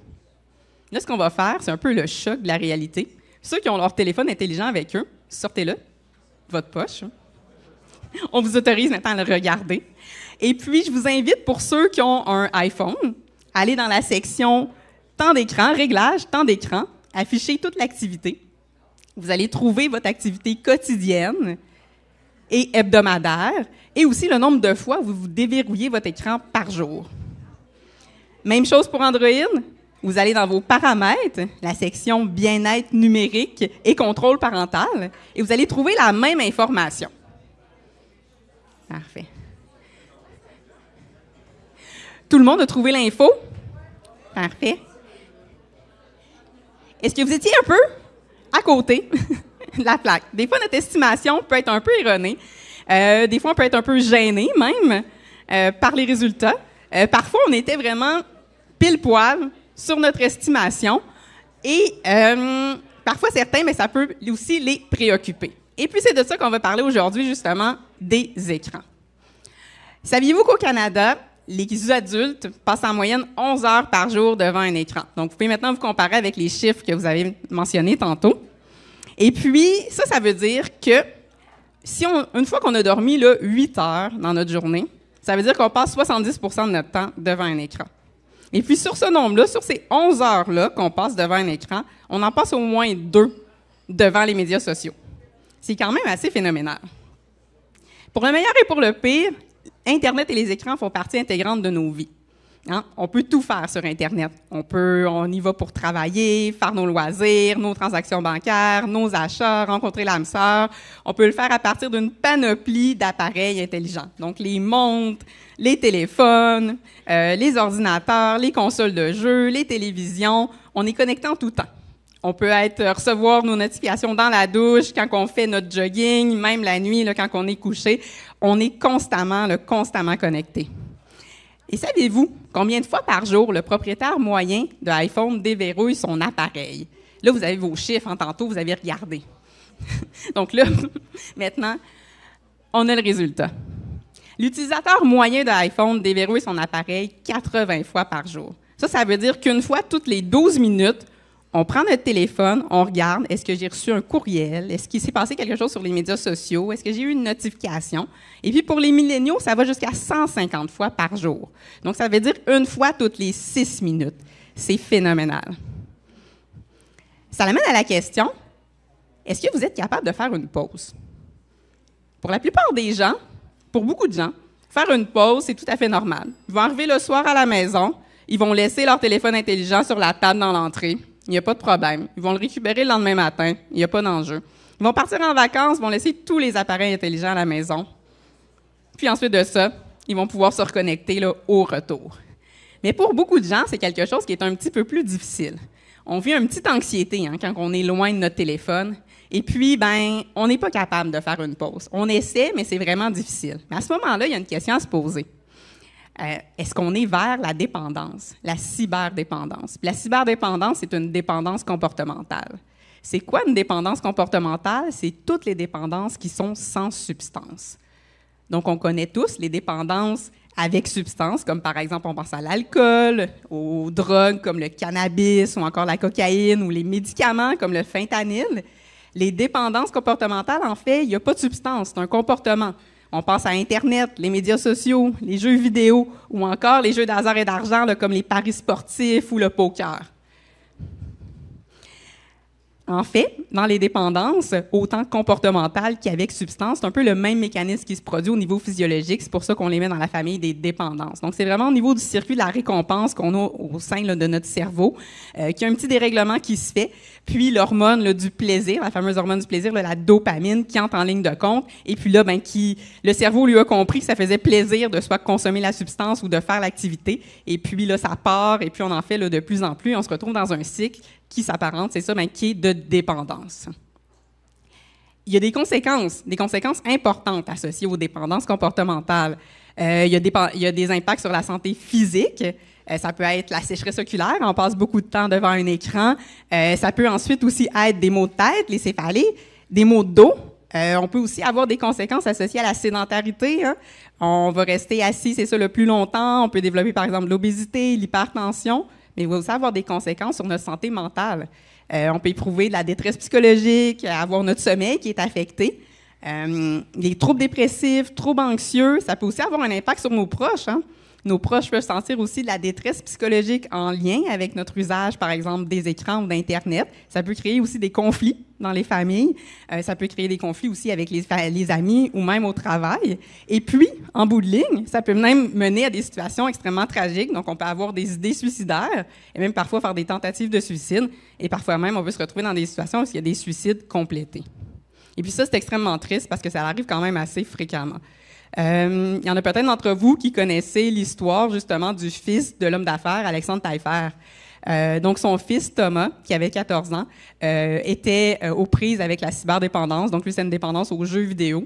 Et puis, en décembre 2015, il s'est enlevé la vie en laissant sur l'ordinateur un seul mot, « bye ». Il y a un documentaire qui existe sur le sujet. Ceux qui veulent se sensibiliser aux dépendances comportementales, la cyberdépendance, je vous invite à le regarder pour bien comprendre les impacts que ça peut avoir sur les familles, sur les individus. Mais ce qu'il faut savoir, c'est que ça peut mener justement, c'est ça, là, à des pertes, à des décès. Et puis, ça peut être, c'est ça, là, extrêmement, c'est ça, là, tragique. Puis, les décès ne sont pas nécessairement uniquement tous associés au suicide. En fait, là, maintenant, je vais vous parler de thrombose veineuse puis d'embolie pulmonaire. Puis là, vous allez vous dire, OK, Magali, mais là, de quoi tu nous parles? Tu nous parlais des écrans, on ne comprend pas. Mais ce qu'il faut savoir, là, on sait tous, là, quand on prend l'avion, on a tout le temps, c'est pas notre mère qui nous dit, oublie pas, lève-toi dans l'avion, marche, bouge tes jambes, c'est important, tu peux faire des caillots dans tes jambes. En fait, c'est vrai. Quand on reste immobile longtemps, on peut développer, c'est ça, là, des caillots dans nos jambes. Ils peuvent se déloger et aller se loger dans nos poumons. Et on peut se retrouver avec une embolie pulmonaire. Puis ça, une embolie pulmonaire, on peut en mourir. Et puis, c'est pas juste en avion que ça peut se produire. Ça peut se produire aussi quand on est immobile devant un écran pour une longue période, comme par exemple des marathons de jeux vidéo. Et puis, il y a de nombreux décès qui sont associés justement à des cas, c'est ça, d'embolie pulmonaire en lien avec la pratique, par exemple, des jeux vidéo. Et puis ici, on a le cas de Chris Staniford, c'est un jeune homme de 20 ans qui est décédé, c'est ça, de cette façon-là. Puis ses parents en ont fait vraiment leur cheval de bataille, puis ils font, c'est ça, de la prévention auprès des familles. Mais c'est quelque chose auquel on n'est pas nécessairement sensibilisé, puis auquel on pense. Et puis c'est super important, c'est ça, d'être sensibilisé à cette question-là, parce que les dépendances comportementales peuvent tuer, mais pas uniquement, c'est ça, par le suicide. Puis en fait, ce qu'il faut savoir aussi, c'est que notre usage des écrans, là, on est moins du côté des dépendances comportementales, mais saviez-vous que dans les 148 jours suivants la sortie de l'application Pokémon Go, aux États-Unis, il y a eu 256 décès sur la route. Donc, c'est quand même assez, c'est ça le majeur. C'est sûr que c'est pas l'ensemble des personnes qui jouaient à l'application qui avaient une dépendance, mais c'est plus de montrer l'impact que les écrans, que les applications peuvent avoir là, sur nos vies. Les conséquences sont majeures. Les coûts économiques et sociaux sont phénoménales. Par exemple, juste pour le cas des jeux d'hasard et d'argent, il a été estimé par des économistes suédois qu'il dépasse, en fait, les revenus qui sont tirés par l'État. Donc, il y a vraiment que les coûts là, dépassent les bienfaits qu'on peut avoir là, pour la société. Puis, c'est un problème de santé publique qui est en émergence et qui préoccupe là, grandement nos acteurs. Et puis aussi au Québec, c'est une priorité là, pour notre gouvernement. Et puis, c'est pas uniquement, là, c'est ça, le Pikachu qui a un impact, c'est ça, là, sur les coûts économiques et sociaux. C'est vraiment un peu tout ce que je vous ai présenté. Les impacts sont majeurs. Donc, moi, ma mission dans mes travaux, qu'est-ce que je fais? C'est prévenir et réduire les méfaits qui sont associés aux dépendances comportementales. Et puis, en résumé, est-ce qu'on peut être accro aux écrans? Oui. C'est une dépendance comportementale. Puis, il y a des signes et symptômes qui sont à surveiller. Si, par exemple, on se retrouve dans une situation où est-ce qu'on perd le contrôle, qu'on est incapable d'arrêter, bien, il y a des questions qu'on peut se poser. Si, quand on essaie d'arrêter ou de diminuer, bien, on devient irritable, on est agité, ça va pas bien, il y a aussi encore là des questions qu'on peut se poser. Idem, on a besoin de plus de temps en ligne pour atteindre le même plaisir. Hein? Je vous parlais un peu tantôt, c'est ça, là, de la dopamine. Là. Bien, là, ici, ça rentre en ligne de compte. Ensuite de ça, mais quand on se retrouve à prioriser cette activité-là, au lieu de faire d'autres choses, nos amis nous invitent, ben non, je vais passer un peu de temps en ligne sur les médias sociaux, je vais voir qu'est-ce qui se passe, je vais jouer aux vidéos, on s'isole. Ça peut devenir problématique. Puis quand on a des conséquences négatives sur notre vie, par exemple autant avec nos amis, nos proches, à l'école, le travail, ben là, je pense que c'est le temps, c'est ça, d'aller chercher de l'aide, puis c'est extrêmement important. Donc, si vous êtes inquiet pour soit vous ou un de vos proches, parlez-en à un professionnel de la santé. C'est extrêmement important. Et aussi, vous pouvez contacter l'organisme Je aide et références. L'organisme Je aide et références, c'est un organisme qui est financé par le ministère de la Santé et des Services sociaux, qui est accessible 24/7, 365 jours par année. Vous pouvez les appeler, vous pouvez clavarder avec eux. Ils vont pouvoir justement discuter avec vous, c'est ça, de la problématique qui vous concerne ou qui concerne un proche, répondre aussi à vos questions, si vous vous demandez, mais est-ce que c'est vraiment une dépendance, et vous référer aux ressources appropriées qui vont être en lien avec le lieu où est-ce que vous résidez. Donc, en résumé, on peut être accro, c'est ça, là, aux écrans. Donc, n'hésitez pas si vous avez des questions. Puis si vous voulez en savoir plus sur mes travaux, vous pouvez utiliser le code QR pour aller là, sur le site de mon laboratoire. Merci tout le monde.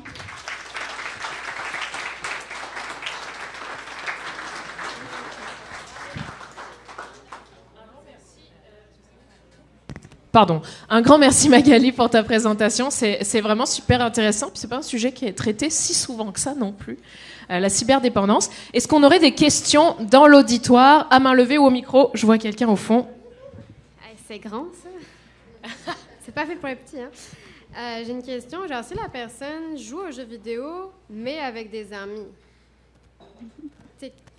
comment gérer cette partie-là? Ben, en fait, c'est sûr qu'il y a plein d'aspects qui peuvent être positifs associés avec l'usage là, des écrans. T'sais, on peut le faire, oui, c'est ça, là, avec des amis. Ça peut être quelque chose qui peut aussi être social. Il y a des bienfaits aussi qui sont associés. Il n'y a pas uniquement des impacts qui sont négatifs, mais on peut quand même aussi, c'est ça, là, développer une dépendance.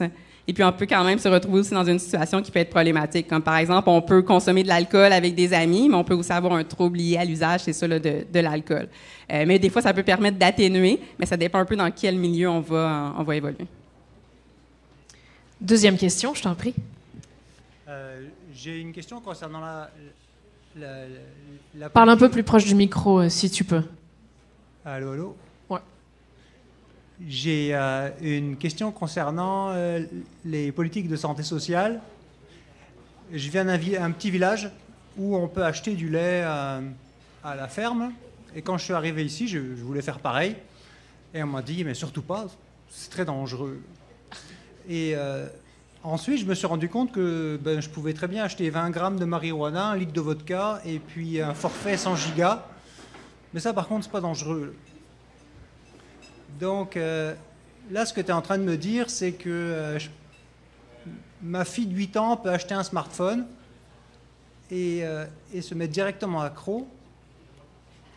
Et ce qu'on va lui dire, c'est faut que tu aies de la discipline. Ce qu'on pourrait dire à un consommateur de crack, en fait. Il faudrait qu'il ait un peu plus de discipline. Est-ce qu'il n'y a pas une sorte de dissonance là-dedans? Bien, en fait, quelque chose, c'est c'est une question qu'on me pose souvent. La question qu'on me dit toujours, c'est, tu sais, Magali, pourquoi est-ce que au Québec, l'État est responsable de l'alcool, du cannabis, des jeux de hasard et d'argent, alors que c'est des produits ou des comportements à potentialité addictive? Effectivement, il y a des impacts, c'est ça, là, sur la santé des individus. Mais en fait, ce qu'il faut savoir, c'est que des fois, il y a comme une espèce d'équilibre qu'il faut créer au niveau des politiques publiques. Tu sais, dans le passé, on a essayé la prohibition. La prohibition, mais interdire les choses, ça fonctionne pas. On a essayé au Canada, entre autres, pour les jeux d'hasard et d'argent, pour l'alcool.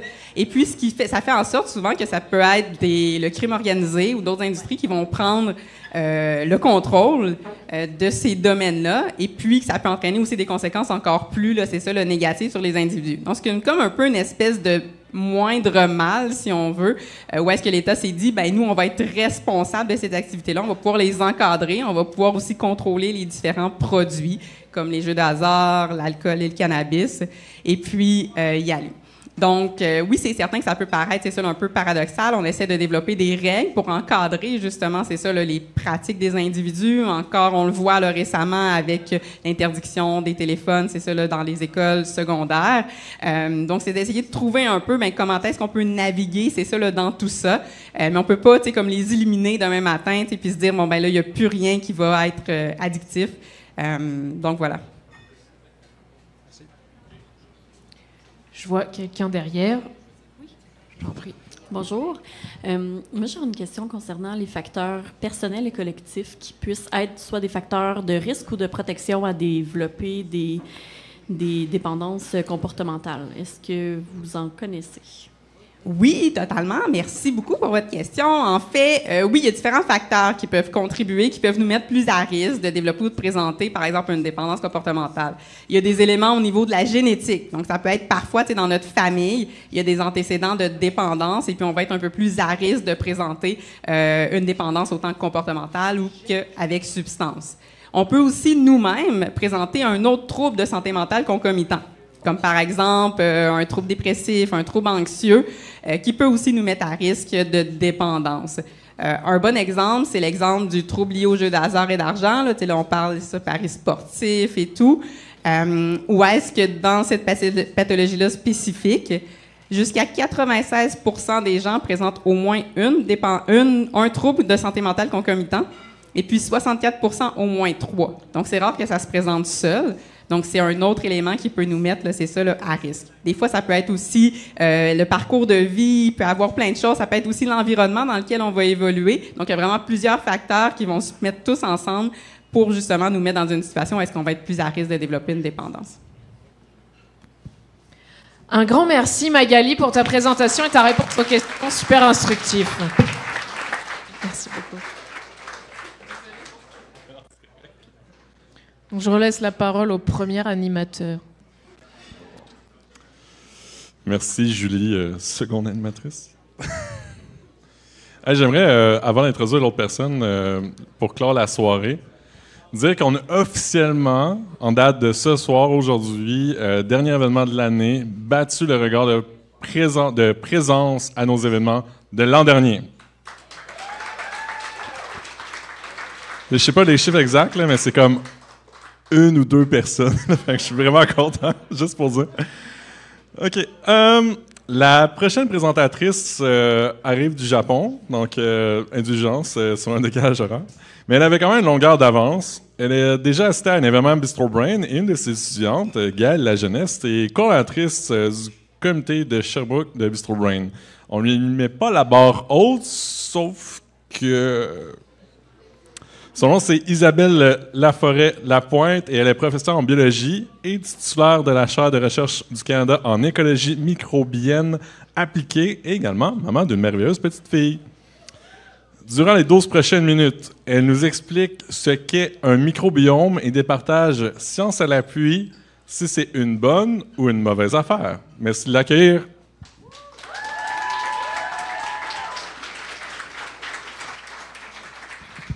Excellent, merci beaucoup. Merci d'être encore là. Merci d'être là ce soir, c'est vraiment apprécié. J'ai eu des personnes formidables sur la scène ce soir, donc ça va être un grand défi à relever. Donc, je vais commencer par dire que le microbiome, ça se passe au municipal. Donc, si vous avez porté attention, on a fait le retour au début. Donc, ce soir, je vais vous parler du microbiome. Puis, le microbiome, c'est mon sujet de recherche depuis 13 ans. C'est pas quelque chose que j'avais choisi initialement. Donc, si vous êtes à la maîtrise ou au doctorat, puis vous n'êtes pas encore sûr d'avoir trouvé votre Graal, c'est correct. Des fois, la vie va vous offrir des opportunités, puis vous allez pouvoir les saisir. Moi, le microbiome, je l'avais pas prévu. En fait, je voulais travailler sur les arbres. Je trouvais que mon nom, la forêt, fitait avec les arbres. Et finalement, j'ai travaillé sur les bactéries, les microbes des arbres. Donc aujourd'hui, on va faire un peu un tour d'horizon, puis on va commencer par le microbiome de qu'est-ce que c'est. Donc le microbiome, ce sont les bactéries, les champignons, tous les virus. Donc ces micro-organismes-là qu'on ne voit pas à l'œil nu. Donc le microbiome, en fait, il y en a un peu partout. Hein. On peut regarder autour de nous, il y en a dans notre bouche, dans notre intestin. En fait, on pourrait penser à 2 environnements de grande diversité. Donc par exemple, votre intestin ou votre cellulaire. Oui, votre cellulaire est plein de micro-organismes. C'est une joke qui n'est pas vraiment une joke, en fait. Et le microbiome, ben, c'est une grande communauté qui interagissent ensemble. Donc, le microbiome, pourquoi c'est important? Mais en fait, c'est que depuis les 25 dernières années, on s'est rendu compte que le microbiome est associé avec plusieurs paramètres de notre santé. Notez ici que j'ai utilisé le mot associé. Donc, je parle de relation, de corrélation. On va savoir que, bon, le microbiome est associé avec une meilleure digestion, une meilleure capacité à dégrader des fibres, des sucres dans notre intestin. Ça peut être aussi associé avec certaines maladies. On connaît plusieurs pathogènes qui vont causer des effets négatifs.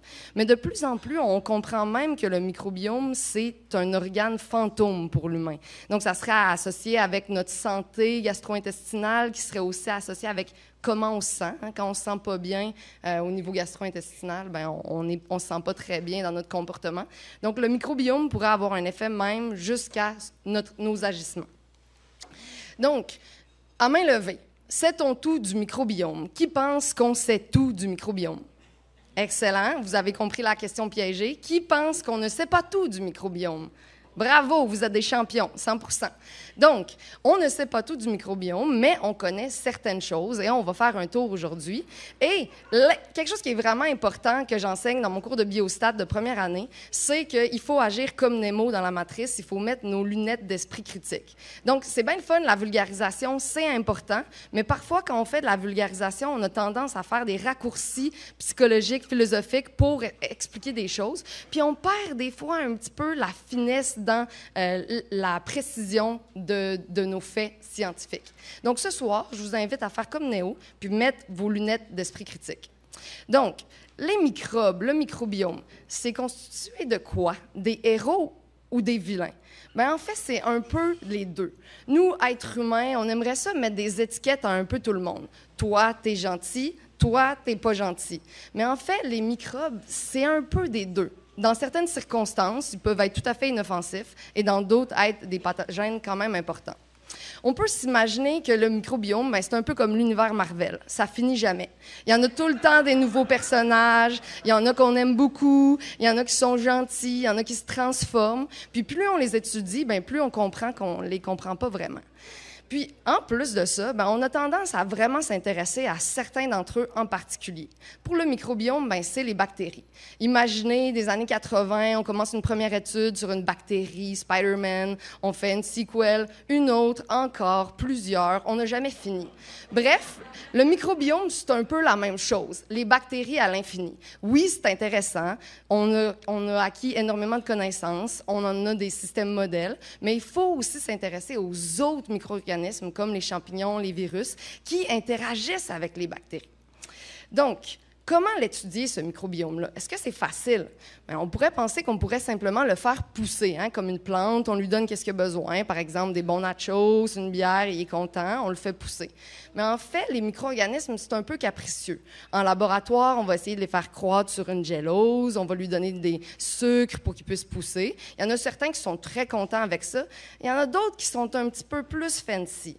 Ils veulent certaines molécules, ils veulent pas d'oxygène ou ils veulent juste un ami. Ne veut-on pas tous un ami aussi pour pousser avec nous?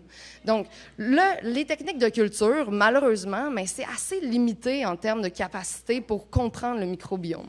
Donc, c'est l'avènement des techniques de séquençage à haut débit, de la génomique, qui nous a permis d'ouvrir le livre de l'ADN et l'ARN du microbiome pour comprendre que la diversité de micro-organismes est vraiment plus grande que ce qu'on pensait initialement. Donc, je vois le temps qui passe et je voulais vous parler des mythes du microbiome. Donc, on va remettre nos lunettes de Néo puis on va faire un petit tour d'horizon.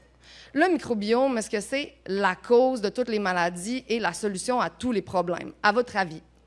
Non. Donc, on aurait tendance à croire que si on Google notre maladie préférée, on va la trouver associée avec le microbiome. Of course, c'est sûr que ça va arriver.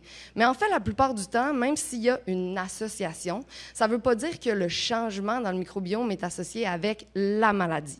Donc, il faut toujours se rappeler que, malheureusement, la science n'est pas encore en mesure, dans tous les cas, de démontrer une causalité, un effet de changement du microbiome. Puis la même chose, c'est que, malheureusement, si j'ai une maladie X, Y, Z, c'est pas en prenant des probiotiques qui me font danser que je vais réussir à solutionner les choses. Bref, deuxième mythe. Est-ce qu'un microbiome sain est universel? Est-ce qu'un microbiome bon pour la santé va être le même pour moi, pour toi, pour lui, pour elle? Non. Il y en a autant qu'il y a d'êtres humains différents sur la Terre. Donc, en tant que scientifique, c'est assez difficile de dire hey, « je vais aller créer un microbiome sain pour tout le monde, puis je vais le commercialiser pour le vendre ». C'est vraiment difficile.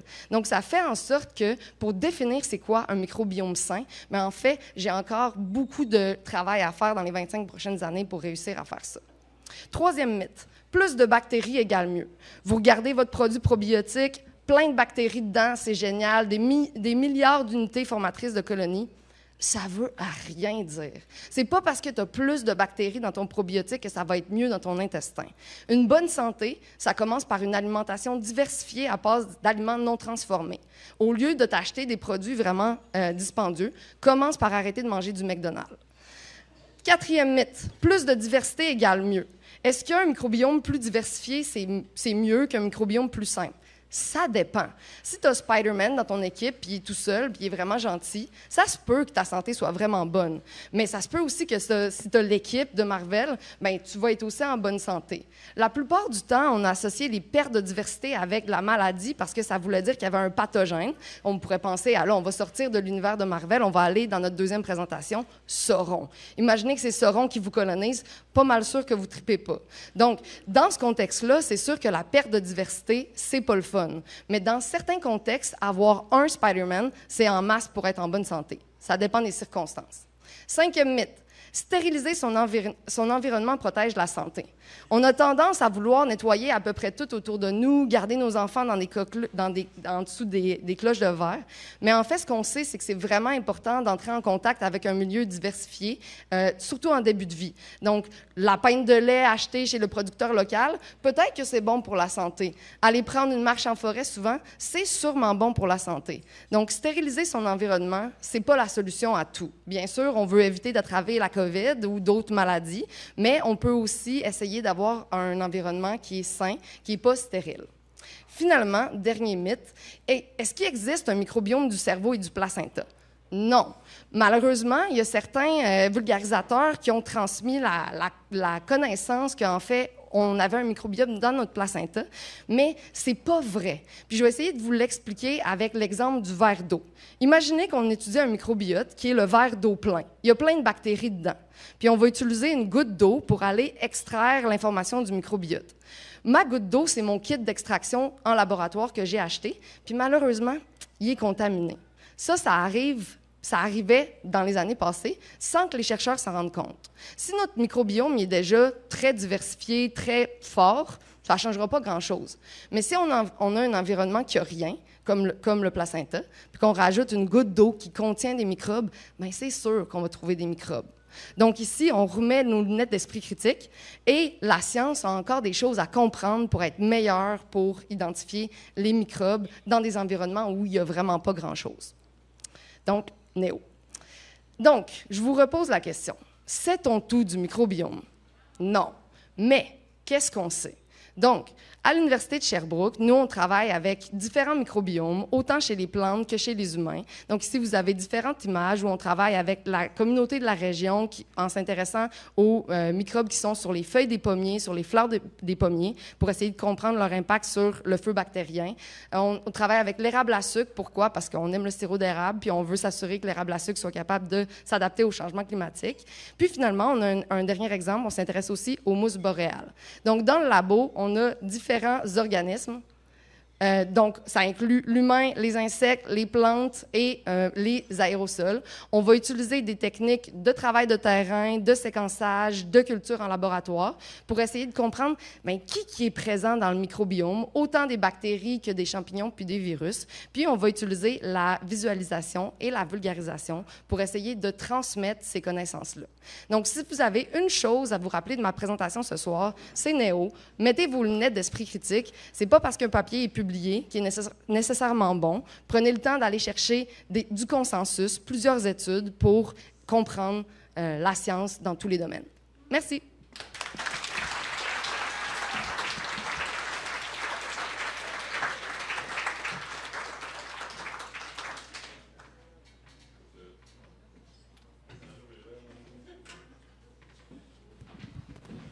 Salut.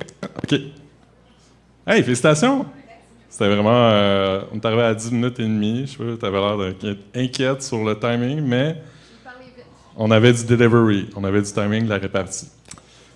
Est-ce qu'il y a des gens qui veulent donner la réplique à Isabelle puis poser des questions? Oui? Première arrivée, première... Oh! J'avais une question au niveau de... Tu as parlé de probiotiques, puis au niveau des antibiotiques. Justement, est-ce que parfois il y a l'utilisation de probiotiques ou ce genre de produits qui seraient utiles ou non, par exemple avec les antibiotiques? Donc, la question est, est-ce que l'utilisation de probiotiques suite à des traitements d'antibiotiques pourrait être utile? Bon, premièrement, je ne suis pas médecin. Deuxièmement, je ne suis pas non plus nutritionniste, d'accord? Je suis simplement une chercheure du microbiome. Donc, ce que je veux dire est à prendre avec un grain de sel. Ce que je veux dire, c'est, imaginez-vous un jardin qui n'a pas encore été semé en début de saison. Vous ne voulez pas avoir des pissenlits dedans, bien peut-être que c'est avantageux de semer quelque chose. Même affaire après des antibiotiques. Si vous avez suivi un traitement antibiotique, vous pouvez faire un effort pour avoir une alimentation diversifiée. C'est nettement plus puissant qu'un achat de probiotiques. On s'entend que la plupart des probiotiques, c'est 2-3 souches, that's it. Ça ne va pas changer la réinoculation que tu vas faire par toi-même avec une diète variée. Après ça, tu peux avoir des circonstances particulières qui t'empêchent de manger diversifié. Ça, c'est autre chose. Donc, les probiotiques, c'est sûr que ça serait idéal d'être en mesure d'en développer des très diversifiés, très efficaces. Mais il faut se rappeler que les probiotiques, c'est pas des médicaments, c'est des aliments. Puis la plupart des souches qu'on rajoute dedans, il faut vraiment qu'on ait démontré qu'ils ont, en aucune circonstance, sont capables de causer des effets négatifs. Donc, c'est vraiment ardu d'en développer des égales à notre diversité intestinale. Donc, ce que je dirais, c'est, en fait, ton comportement, ta diète, c'est pas mal ton meilleur probiotique. Merci. Hey, ça, c'est dur à dire. Diversité intestinale, puis tu l'as fait vite. On avait une deuxième personne au projet du micro. Tantôt, elle est partie? Bon, ben, droit de réplique à Cédric. Prendre une action pour un humain, c'est beau, mais pour une forêt, on fait quoi? C'est une excellente Juste répéter question. la question, s'il te plaît, Oui. Isabelle. Donc, prendre une action pour un humain, un individu, une plante, c'est une chose. Mais qu'est-ce qu'on fait quand on veut gérer une population, par exemple une forêt? Donc, dans les circonstances, il y en a des façons de faire. On peut épandre à grande échelle, mais il faut être capable de produire de façon massive, puis d'épandre à travers des moyens massifs aussi, comme par exemple des avions.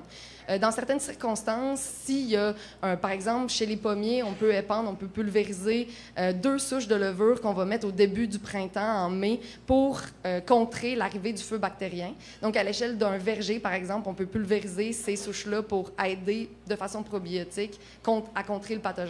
À l'échelle d'une forêt, ben là, c'est la même chose. Il faudrait être capable d'épandre, de produire et d'épandre à grande échelle. Merci. Temps pour une dernière question. Oh, Julie. Ouais. Donne l'exemple au micro. Non? Okay. Non, je te niaise. Je t'entends. Je vais répéter.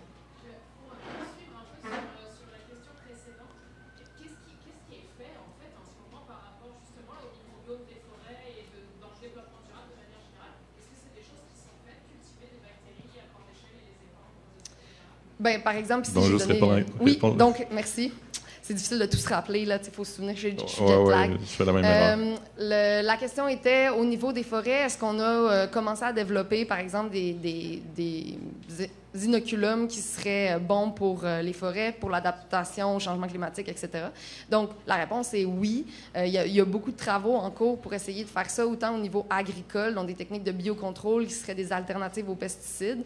En forêt, il faut faire comme un gradient. T'sais. L'humain est étudié énormément.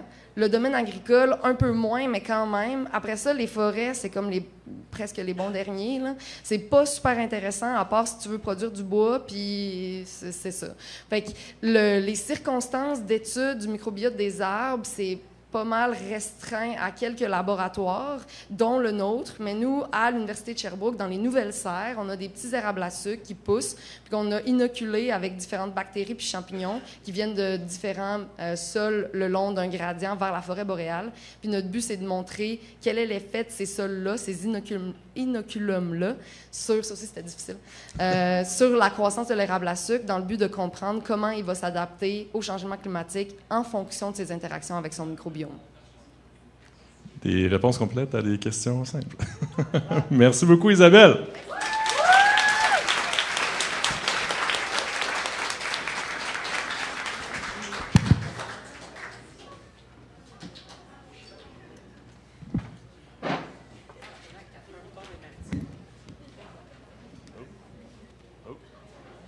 Est-ce qu'il y a quelqu'un qui vole ma job en arrière, là?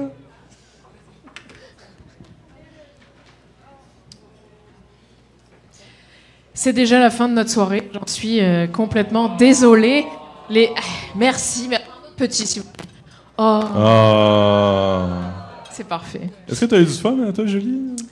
Toujours. Comme toujours, Alexis, incroyable. Je te dirais que les présentations sont toujours pas mal exceptionnelles, hein, oui. On va le dire. Ça finissait vraiment bien l'année. Là. Moi, j'ai vraiment été épaté par le calibre. Et en plus, on a battu notre record de présence de l'année passée. Mais de 2 personnes, écoute, on l'a battu quand même. Donc un grand merci, ça fait un très bon segue sur nos remerciements. Merci à vous, super public, d'avoir été présent, d'être resté jusqu'à la fin, d'avoir écouté toutes ces belles présentations. Ouais, vous pouvez vous applaudir un peu plus fort que ça même. C'est parfait. Wouhou! Exceptionnel.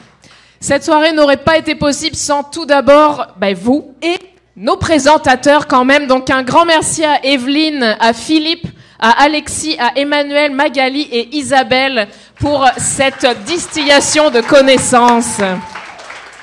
Et on dit également un grand merci à nos bénévoles. On avait Anne-Ève, Isabelle à l'accueil, Émilie à la captation.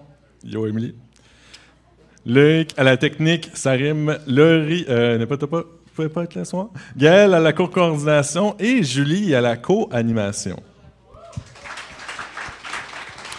On avait aussi Marjorie Côté aux photos. Est-ce que tu peux faire une photo que je te pointe comme ça, on sait qu'on parle de toi? Merci Marjorie. Et moi-même, merci Émilie. Ça arrivait. Au service, au Bucky Bière, ce soir, on avait Andy Benjamin et au Boss Boy Nathan. Et on fait aussi un merci spécial à GM pour toute la collaboration cette année avec le Bucky Bière. Ça a été parfait.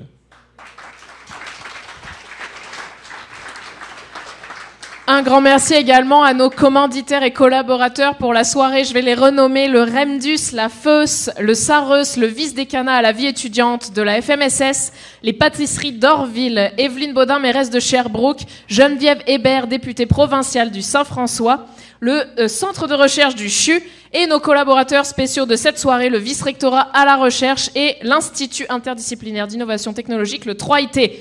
Et finalement, parce que je suis quand même obligée de le dire, j'hésite entre premier et deuxième. Là. Ah, et le premier animateur de la soirée, Alexis, s'il vous plaît. C'est parce que c'est marqué sur les notes. Là,